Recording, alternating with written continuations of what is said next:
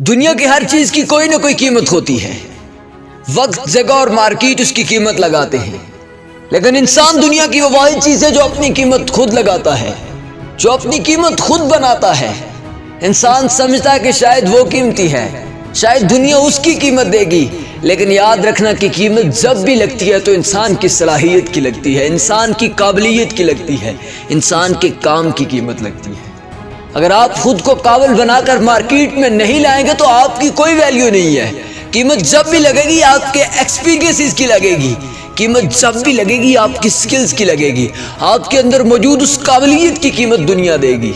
اگر آپ کے پاس یہ چیزیں نہیں ہیں تو آپ کبھی بھی اس میدان میں مقابلہ نہیں کر سکتے. انسان سمجھتا ہے کہ شاید وہ قیمتی ہے، لیکن قیمتی انسان کا کردار ہوتا ہے، اس کا معیار ہوتا ہے، اس کی قابلیت ہوتی ہے.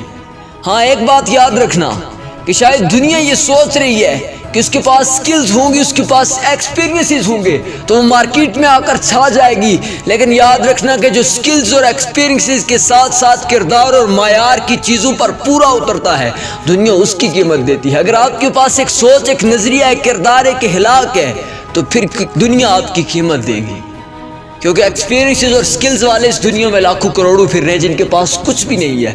شاید وہ سمجھ رہے تھے کہ دنیا ہماری قیمت دے گی، ہمارے سکلز کی قیمت دے گی، ہمارے ایکسپیرینسز کی قیمت دے گی، لیکن کمپنی اور دنیا جب بھی کسی انسان کو ہائر کرتے ہیں تو سکلز اور ایکسپیرینسز کے ساتھ ساتھ اس کے کردار، اس کے معیار، اس کے نظریے، اس کی سوچ کو سب سے زیادہ پرکھتے ہیں. میں پچھلے دنوں ایک ویڈیو دیکھ رہا تھا، ایک ویڈیو کے اندر کچھ لڑکے کمپنی میں انٹرویو دینے جاتے ہیں.